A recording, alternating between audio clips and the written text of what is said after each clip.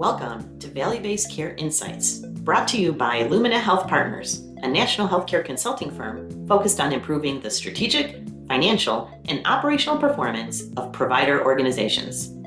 On this program, we will explore trends and share valuable insights on how health systems and medical groups can optimize their performance to meet the demands of this increasingly complex healthcare environment and shift to transform the delivery of care. Value-Based Care Insights is hosted by Daniel Marino, Managing Partner of Lumina Health Partners. Daniel has been in the industry for over 3 decades and specializes in shaping strategic initiatives for organizations in areas such as population health, clinical integration, physician alignment, information technology, and data analytics. Dan, over to you. Welcome to Value-Based Care Insights. I am your host, Daniel Marino. Every year at this time, we take a look back at the most popular episodes as identified by you, our listeners, or maybe those episodes that addressed the relevant issues that we saw in this past year.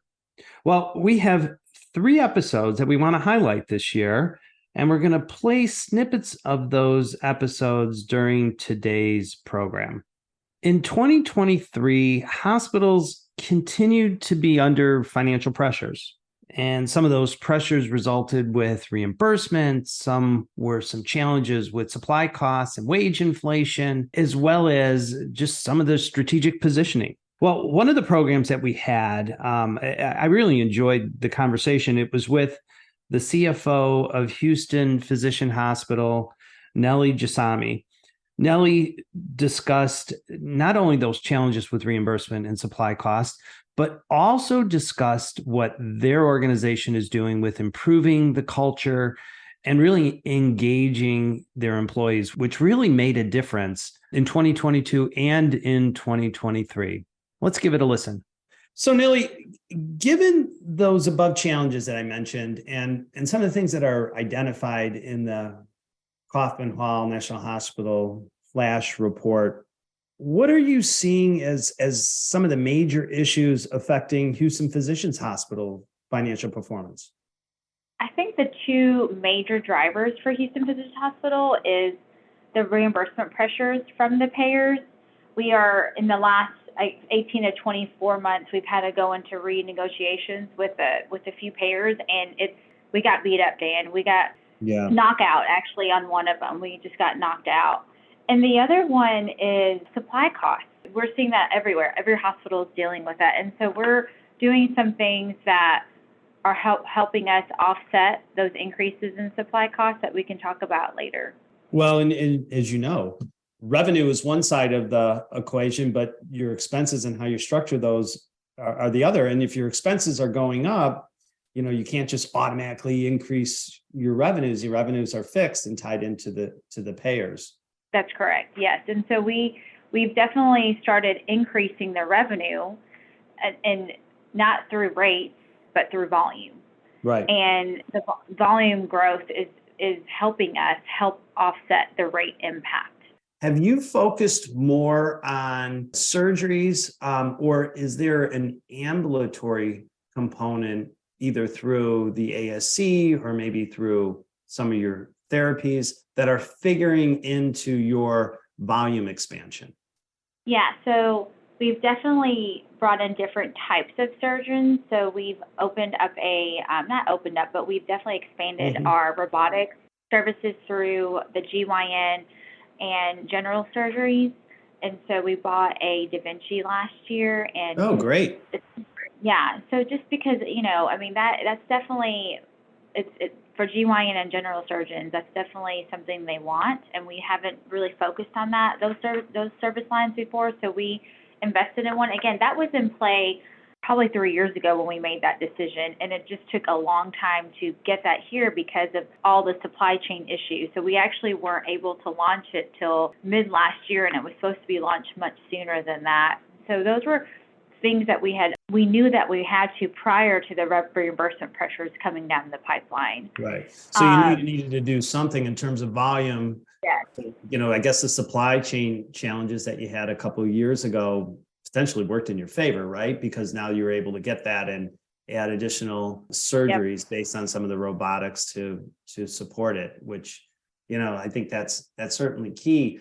How about some of the turnover and the staffing challenges that you've had? Are you seeing a lot of turnover? Is it stabilizing? Are you, particularly in the nursing arena, are you able to recruit, or you still see this a challenge in your organization? I can't say it's a huge issue. Our turnover rates are much lower than what I see around the market, but it's still a problem, right? Because every time someone leaves, the cost of bringing them back is so much more, plus the training cost and everything, Sure. right? I want to say our people our nurses and our non-clinical staff are happier here. Our turnover rate is lower, but yeah, we still have the challenges. Of course we do, because the nurses, and especially on the inpatient and in the surgery world, that's where our nurses are, right?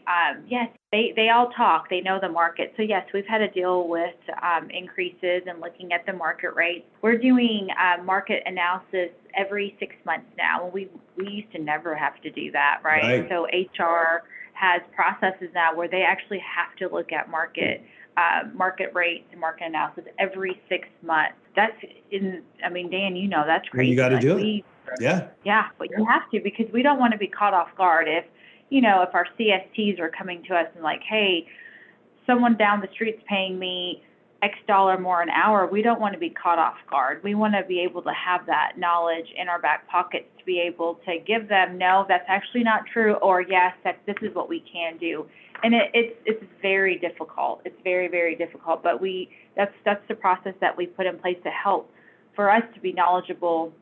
Well, you have to be competitive, right? I mean, getting that insight, that's the only way to be competitive. And to be totally transparent to our listeners, I've had the wonderful opportunity to work with Houston Physician Hospitals for a number of years. And Nilly, your leadership team has built a great culture down there. And I've felt time and time again, and I've spoken about this with many folks across the country, you have to be competitive on rates. But in order to really manage a lot of the turnover challenges, the financial challenges related to our workforce, you have to create a strong culture, right? You have to create the culture that makes people want to work there. And as you've said, and I agree with you, I think people are happy working in your organization. And we see that a lot of times with smaller community hospitals or with specialty hospitals. Yeah, we definitely, I think I've told you this, Dan, before I came to HPH. I came from a more corporate healthcare background, and so the employee engagement here is something I've never experienced anywhere else. And I'm not just saying that because I work here, but we put in a lot of effort to have that high employee engagement. And it takes resources and it takes a lot of time, but it does pay off because our turnover rates are so much lower. We still have to deal with the pressures, right? The external pressures of inflation with salary rates. But I really do think that's a huge piece of the puzzle, is that we put so much into employee engagement. And look, when I first started here, our CEO, I would be like, wait, we're spending how much on T-shirts? We give out, we're known for our T-shirts here. And, but it's the little things make a difference. It's the little things. It really is. We every month, in my departments, we spent there's one thing we focus on every month in the departments. And for example, last month we focused on integrity, and each person had a banner, and it was, give me what your integrity motto is for you as a person, right? And so everyone, and it wasn't all across the hospital, but for all my departments, they did their individual one. But across the hospital, what we did was every department made their own banner, and then we were able to hang it up in our cafeteria area, and everyone could see what everyone's motto was in terms of integrity. That's one of our mission statements that we believe in. And so it's just, we really do focus on that. And this month we have something else that we're doing. But and the culture piece is it's huge. In 2023, medical groups were also impacted quite a bit. And as we reflect back on what had transpired with a lot of our medical groups, many continued to look to their hospital partners for employment. Others decided to align with these for-profit organizations like CVS, Optum. Optum continued to employ many of the independent medical groups and providers in 2023, as well as many groups decided to align with private equity. Well, in this episode, I was joined by Jeff Peters. Jeff is a national expert on the physician provider space, medical group strategy. And we discuss three areas that really impacted medical groups this past year, access being one of them, physician well-being, and different areas that are affecting strategic growth. Let's listen in. So, Jeff, when you reflect back on where some of these independent medical groups are, these different hospitals, and through your career, close to 40 some years you've been doing this, you've worked with over 500 organizations across the country. How have you seen these challenges evolve over the years? Yeah, so I really thought about the fact that when I first created an employed physician group at Ingalls Hospital, which is now part of the University of Chicago health system, and the financials are coming out to the board, and the board is just overwhelmingly perplexed as to how we could possibly run physician practices that are losing $30,000 per physician per primary care. And now when you see the losses over $100,000, I'm sort of thinking, what were they worried about? That was great. And I mean, really? You're beating me up over this? But we didn't have data on own practices. And, it's very clear what the problem is. There's more demand for physicians and advanced providers than there are supply. So you have to pay more to attract and retain physicians. And you also have to pay more for their support staff. Yeah, for their support staff. Yeah. Absolutely. Yeah, I agree with you. I think when and as well as with you, I talk to many leaders all the time across the country. Access is the number one issue that they struggle with. Wage inflation, if it's not number one, it's a close number two. And retaining the staff is really key, as well as then physician well-being. So let's talk a little bit about access, though. If you've got limited number of providers, you've got more demand than you do with supply. What are you seeing on some of these strategies? How are organizations, how are they dealing with some of this? Well, I think the first thing is that you've got to assemble teams to manage a group of patients. It's not only physicians, it's advanced practice providers, and in more quaternary tertiary practices, nurses. And you need to allow the advanced practice provider to see the patients that they're qualified to see, and you need to reserve the physician's time for the more complex patients. So the idea that we're always going to see a physician, it's just not going to happen. I mean, recently I had an annual skin exam. I called my dermatologist. I was scheduled with an advanced practice provider. I thought she did a fabulous job. Yeah. She was thorough and personable and identified things. So we've got to be creative in terms of our workforce. And we've got to save physicians time. When I go to my ENT with a sinus infection, there's a medical assistant who's assisting him with the scope and just getting everything ready. And he has a scribe. Wow. And he's dictating as he's seeing me what's going on. And he's able to really make efficient use of his time. So we've got to be creative. Yeah. And really innovative, right? What you just described are these innovative care models around team-based care, around helping the physician succeed. And Innovation in the care models, I fully agree with you. That's how we're going to help to kind of work through some of these access challenges. I think without doing that, the traditional model is not sustainable. No, and physicians like the team model. A lot of the work that the team is doing is work that physicians don't like to do, the charting and the things like this. I mean, you hear physicians complaining about the fact at the end of the day, they're spending 1 or 2 hours on the EMR getting caught up with their documentation to save them an hour or two a day. Phenomenal. And Huge. the other thing is just handling the telephone.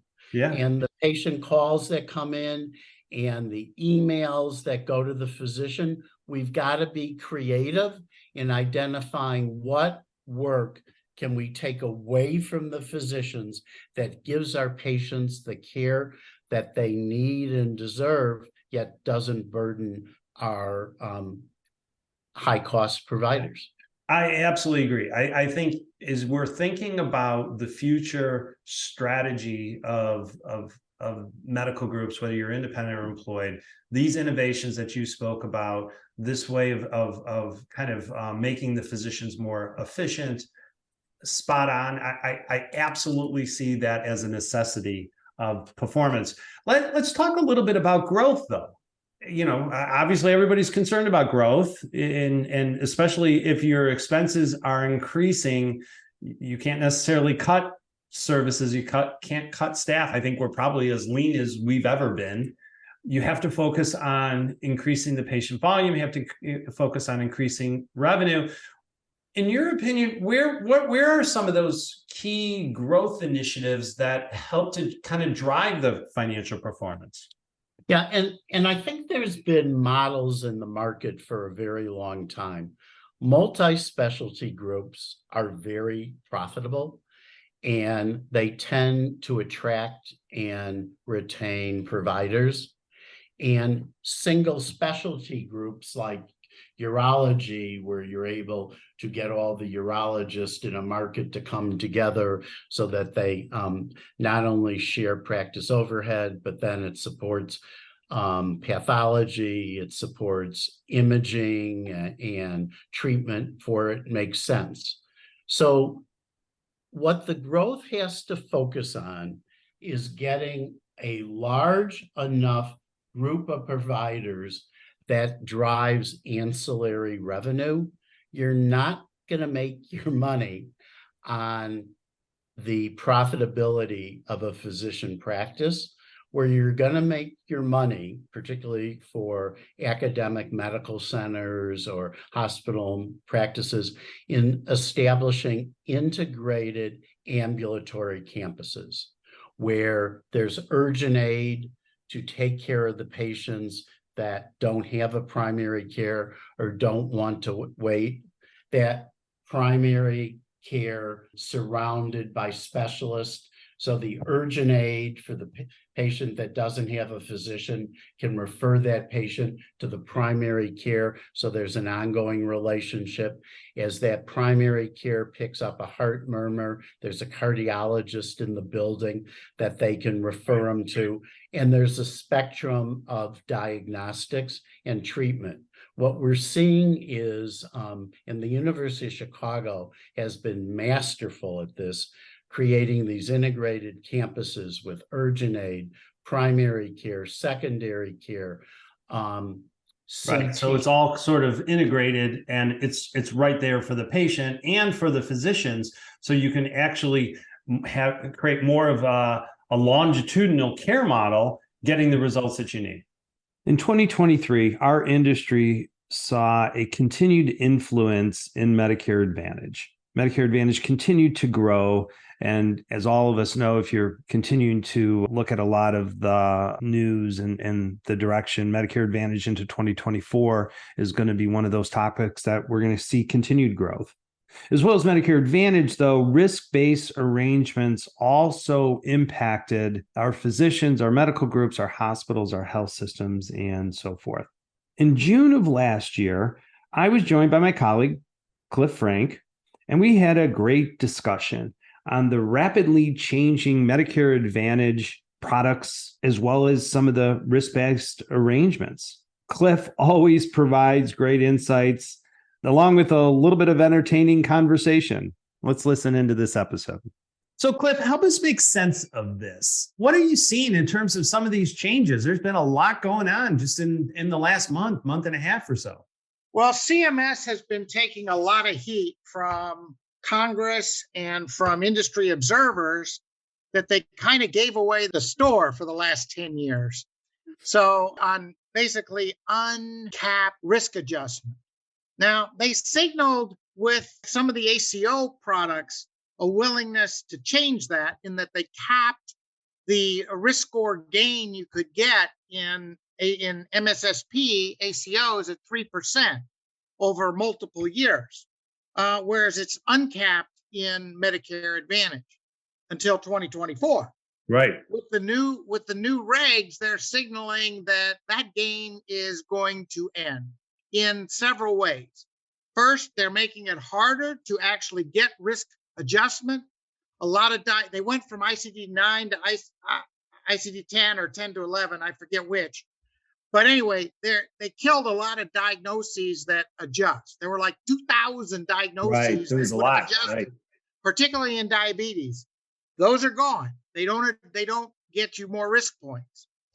Then the second thing they did was they said, "Oh, we're going to really start auditing a lot more closely, and and the risk scores have to come in through claims, not through some magical home visit that the plan has orchestrated." So they're really kind of making all that much more difficult. At the same time, CMS has signaled a rapidly growing interest in measuring and enticing health plans to tackle health equity.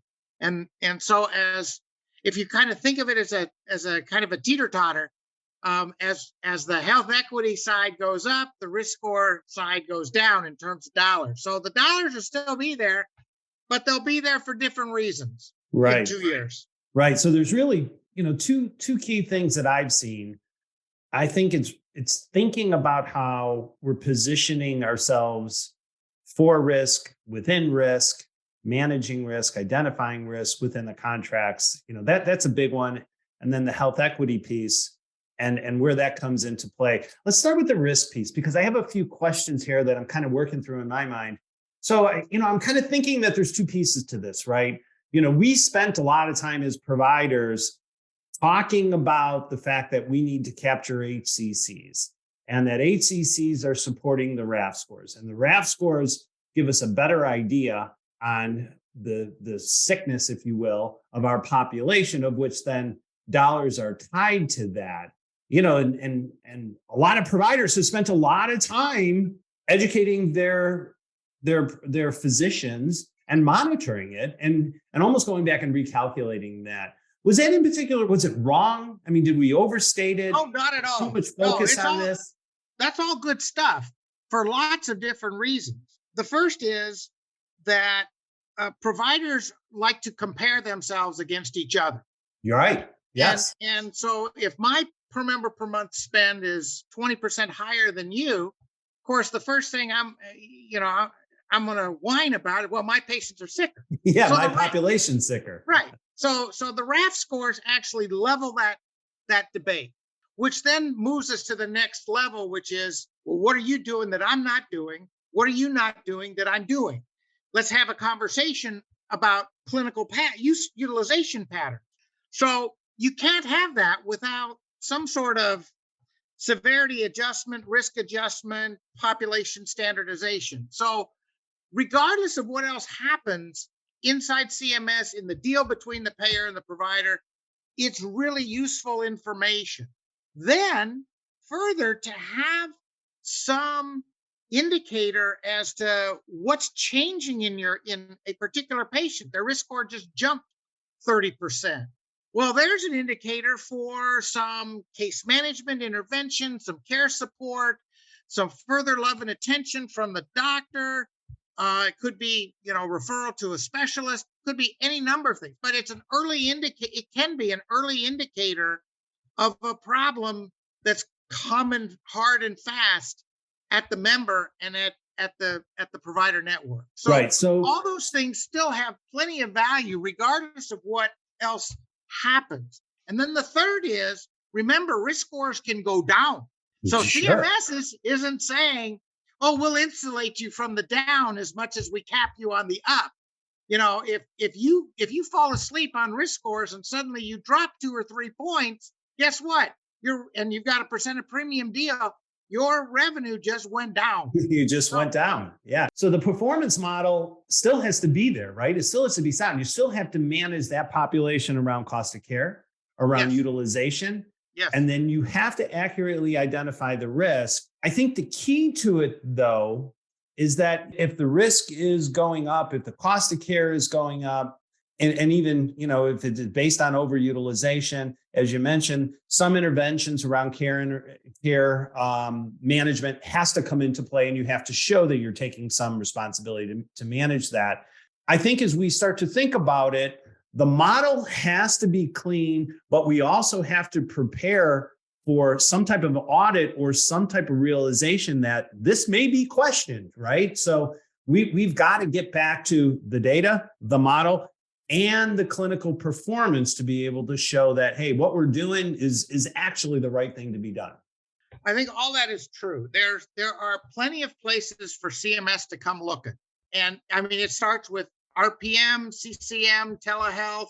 I mean, lots of new areas that have been exposed already to some pretty significant frauds. So they're looking. And then you have their relationships with the plans, which now cut through to the provider, because it's the provider providing the claims information. So they're going to want to see the documentation that supports that. Yeah. So if you're just submitting diagnoses with no documentation, good luck. That's going to be a problem. I'm going to thank all of our listeners for tuning in. Without your support, your interest, your feedback, our program, our episodes would never be as successful as it is. For anyone wanting to share their opinions or their comments or even suggestions for additional topics, please feel free to reach out. I'd love to hear from you. My email is dmarino@luminahp.com. As we close 2023, we're looking into 2024 with some wonderful topics and some real fascinating guests. We're looking forward to bringing that to you in the new year. Until then, I want to wish all of you a very happy holiday season and a very healthy and prosperous 2024. And as always, until the next insight, I am Daniel Marino, bringing you 30 minutes of value to your day. Take care. Are you at a crossroad with value-based care? Do you need to chart a future strategy or improve your organizational performance? Visit us at luminahp.com to learn more about our consulting services and leadership development programs. Join the conversation using our hashtag VBC Insights. We are Lumina Health Partners. Thank you for joining us today. Until the next value-based care insight, stay well.